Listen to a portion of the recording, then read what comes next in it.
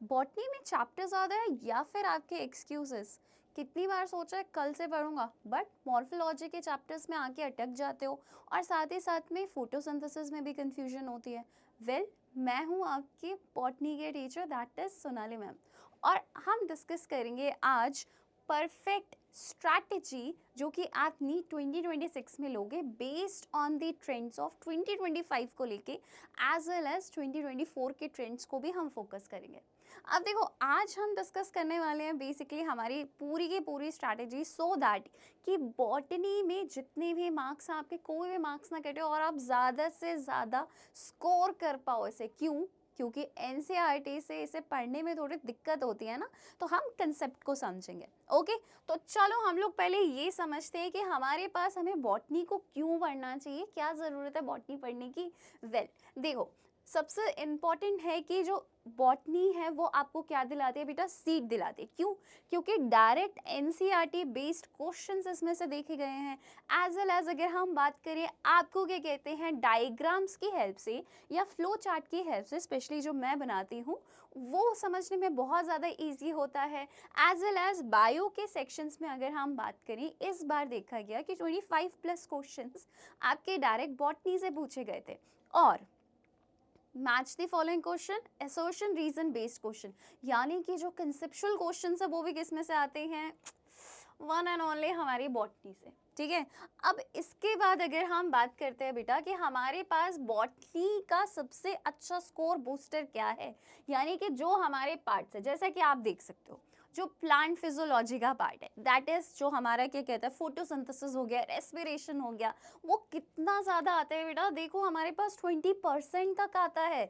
ये हम लोग सिर्फ और सिर्फ डेटा, अभी मैं आपको बता रही हूँ, इस साल जो पेपर हुआ और इससे पिछले साल जो पेपर हुआ था, खैर इस साल तो बहुत सारे चेंजेस देखने को मिले। वहीं पे अगर हम बात करते हैं सेक्सुअल रिप्रोडक्शन की, तो सेक्सुअल रिप्रोडक्शन से 15% तक क्वेश्चंस पूछे गए थे।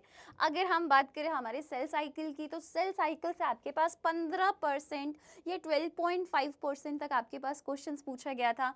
ठीक है, जेनेटिक्स की बात करें, ओफो, अगेन वेरी इंपॉर्टेंट, अगर हम बात करते हैं सेल और जेनेटिक्स, इस बार देखा गया जेनेटिक्स से भी अच्छे खासे क्वेश्चंस पूछे गए थे।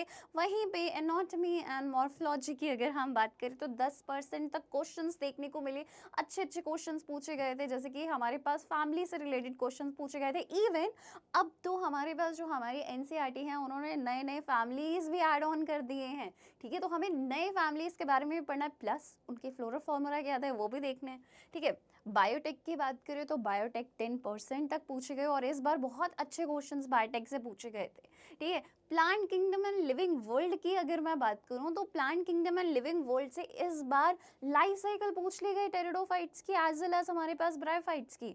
दोनों ही क्वेश्चन बहुत अच्छे थे, 7.5% तक इसने कवर अप किया। वहीं भी ही अगर हम बात करते हैं हमारे पास क्लासिफिकेशन की, जो भी हम क्लासिफिकेशन पढ़ते हैं, उससे भी 7.5 तक कवर अप किया गया। और फूड स्ट्रैटेजीज, ठीक है, जो हम पढ़ते हैं, उससे भी 5% तक देखा गया कि क्वेश्चंस पूछे जाते हैं। अब इसके बाद अगर हम बात करें, ये तो हमने देख लिया ओवरव्यू, ठीक है, कि हमारे पास क्या क्या इंपॉर्टेंट पार्ट था, जिसमें से हमने देख लिया कि हमारे पास सबसे ज्यादा इंपॉर्टेंट पार्ट कौन सा था बेटा, सबसे ज्यादा इंपॉर्टेंट पार्ट था प्लांट फिजियोलॉजी। इसको तो आपको रखना है टॉप पे। ठीक, ये आप देख सकते हो पूरे का पूरा पाई चार्ट इसी के अकॉर्डिंग बनाया गया है, क्वेश्चंस के अकॉर्डिंग के क्वेश्चंस आपके पास किस तरीके से पूछे जा रहे हैं, राइट। अब इसके बाद देखो बेटा, अगर हम बात करें हमारे पास बॉटनी के पेपर का पैटर्न कैसा था, इस बार पैटर्न चेंज हुआ, काफी लेंदी पेपर देखा गया। ठीक है, देखो जो मेन क्वेश्चंस में आप कंफ्यूज हुए थे ना, वो हुए थे बॉटनी में। अब यहाँ पे अगर हम बात करें, असर्शन रीजन के कम से कम आपको 5 क्वेश्चंस देखने को मिले थे। मैच दी कॉलम के देखो बेटा 4 क्वेश्चंस तक देखने को मिले थे। ये इस बार का एनालिसिस है। डायग्राम बेस्ड क्वेश्चन आपको 5 से 6 देखने को मिलते हैं। स्टेटमेंट बेस्ड क्वेश्चन आपको देखने को मिलते हैं। इस बार स्टेटमेंट बेस्ड क्वेश्चन भी आपके पास अच्छे अच्छे थे, 5 क्वेश्चंस थे। वन लाइनर क्वेश्चन भी थे हमारे पास 8 क्वेश्चन, और कुछ क्वेश्चंस तो ऐसे थे जो एनसीईआरटी की लाइन डायरेक्ट उठा के रख ली थी। ठीक है, तो एनसीईआरटी के टैपिडम वाला क्वेश्चन देखो, कितनी कन्फ्यूजन हुई थी, है ना? छोटे से चीज़, छोटा सा कंसेप्ट, उसके अंदर कन्फ्यूजन हो गया आप लोगों को। तो आप ये देख सकते हो कि एनसीईआरटी कितना बड़ा रोल प्ले कर रही हो, और ये हमारे पास क्या है, क्वेश्चंस है। ना सिर्फ वन लाइनर्स के ऊपर ध्यान देना आपको, बॉटनी में आपको statement based, diagram based, match the column और असर्शन रीजन के ऊपर भी इक्वली ध्यान देना है। इसके बाद अगर हम बात करते हैं, अगर आप अभी से बैठो अपनी स्ट्रैटेजी प्लानिंग करो बॉटनी की, तो क्या कर सकते हो आप? देखो, जून से लेके सितंबर तक की, चलो मैंने क्या किया ना, 4 फेजेस में डिवाइड कर दिया। मुझे पता है कि मई में क्या होना है, पेपर होना है, राइट?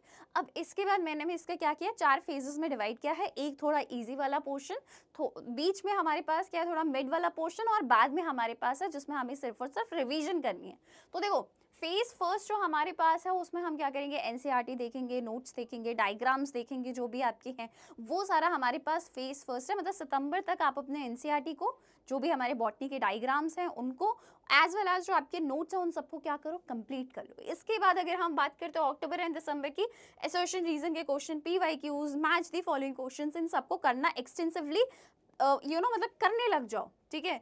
फेज 3 में आप क्या करोगे, जो भी आपके एरर हुई थी, ठीक है, जहां पे भी आप आके अटके थे, जो भी डायग्राम आपको नहीं समझ में आया था, जो भी साइकिल आपको नहीं समझ में आया था, वो करो, ठीक है? उसको देखो आप अच्छे से, ठीक है? फेज 4 में आप क्या करोगे बेटा, रैपिड रिवीजन स्टार्ट कर दोगे। मतलब जो आपने नोट्स बनाए थे उसी से ही आप जल्दी जल्दी क्या करोगे, साइकिल्स जो भी हमारे इंपॉर्टेंट थी, क्रेप साइकिल हो गए, ठीक है, हमारे पास ईटीएस हो गए, इन सबको बहुत अच्छे से याद करना स्टार्ट कर दोगे। ईटीएस से तो डायरेक्ट क्वेश्चन इस बार पूछा गया था, सक्सीनेट का, है ना, सक्सीनेट फ्यूमरेस, इससे रिलेटेड डायरेक्ट क्वेश्चन पूछा गया था। अब देखो यहाँ पे हमारे पास है इंपॉर्टेंट चैप्टर्स कौन कौन से हैं। इंपॉर्टेंट चैप्टर्स की अगर हम बात करते हैं तो हमारे पास आता है हाई वाला चैप्टर, जिसके वेटेज काफी ज्यादा देखे हमने। कौन कौन से देखे? एक देखा था हमने बेटा सेक्सुअल रिप्रोडक्शन, दूसरा देखा था हमने जेनेटिक्स, तीसरा देखा था हमने मॉलिक्यूलर बायोलॉजी से रिलेटेड क्वेश्चन थे, ठीक है, वो है हमारे पास। मीडियम वेटेज की अगर हम बात करते हैं, हमारे पास आता है cell cycle, plant growth, photosynthesis. इसके अलावा जो थोड़े इजी आते हैं या मॉडरेट क्वेश्चंस हमारे पास आते हैं, या जो मॉडरेट स्कोरिंग वाले हैं, वो है हमारे पास एनवायरमेंटल इश्यूज, ये सारे हमारे पास आते हैं, बेसिकली ऑर्गेनिजम्स एंड ऑल, ठीक है? तो ये हमारे पास हो गए एक तरीके से। अगर हम बात करें आप क्या मिस्टेक्स ना करो, देखो बेटा, पढ़ तो हर कोई लेता है, ठीक है, बट सीखता वही इंसान है जो कि अपनी गलतियों से सीखे, ठीक है, वही अच्छा क्या कहते हैं अपना स्कोर कर पाता है। तो देखो, जब हम बात करते हैं, जैसे कि अगर हम बात करें ना टॉपर्स में और आप में, क्या एक सबसे बड़ा डिफरेंस है, आप अगर अपनी मिस्टेक्स को नहीं देख रहे हो और उसे बार बार दोहरा रहे हो तो आपको सीट नहीं मिलेगी। टॉपर्स क्या करते हैं, मिस्टेक करते हो और फिर उससे सीखते हो और उसे अप्लाई करते हैं, ठीक है? तो ये करना है आपको। तो मिस्टेक्स हमें क्या नहीं करनी है, सबसे पहली बात, जितनी भी डायग्राम्स हैं एनसीईआरटी के, कुछ भी स्किप मत करना। असर्शन रीजन के क्वेश्चन स्किप मत करना, थोड़े लेंदी होते हैं, समझने में थोड़ी बहुत दिक्कत होती है, बट आप इसे प्लीज स्किप मत करना, ठीक है?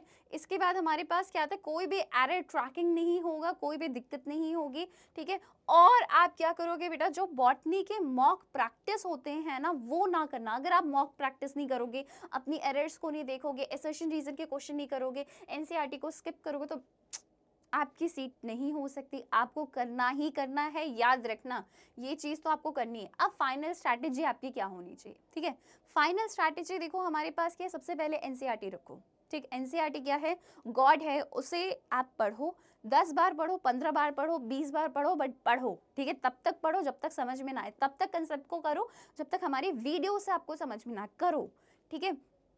इसके बाद आपके पास क्या है बेटा, प्रैक्टिस करो, असर्शन रीजन के क्वेश्चंस प्रैक्टिस करो, match the following questions practice करो, मेरे साथ प्रैक्टिस करो। मैं आप लोगों को ये सारे टाइप के क्वेश्चंस कराते हो, ठीक है? और बॉटनी के जो मॉक टेस्ट है, चैप्टर वाइज हैं, उनको भी आप करो। बॉटनी के chapter wise, topic wise, unit wise, इस तरीके से आप क्या करोगे, अपने सारे के सारे क्वेश्चंस को प्रैक्टिस करो। एज वेल एज अगर हम बात करते हैं जो आपके डायग्राम्स है, उसे हमेशा हर वक्त हर वीक में आप एक बार क्या करो, रिवाइज करते चलो, ताकि वो आपके दिमाग में बैठ जाए, ठीक है? तो ये एक बहुत इंपॉर्टेंट चीज़ है जो कि आपको करनी है। और अब आई होप सो कि आपको काफ़ी अच्छे से समझ में आ गया होगा कि आपकी क्या क्या स्ट्रैटेजीज है, किस तरीके से आपको फॉलो करना है और क्या चीज़ें करनी है, क्या चीज़ें नहीं करनी है। याद रखना, सबसे ज़्यादा इंपॉर्टेंट क्या है, आपकी एनसीईआरटी पढ़ो, एनसीईआरटी के डायग्राम्स देखो, असर्शन रीजन के क्वेश्चन सॉल्व करो, सिर्फ पढ़ो और रिवीजन दो, पढ़ो और क्वेश्चंस करो, ठीक है?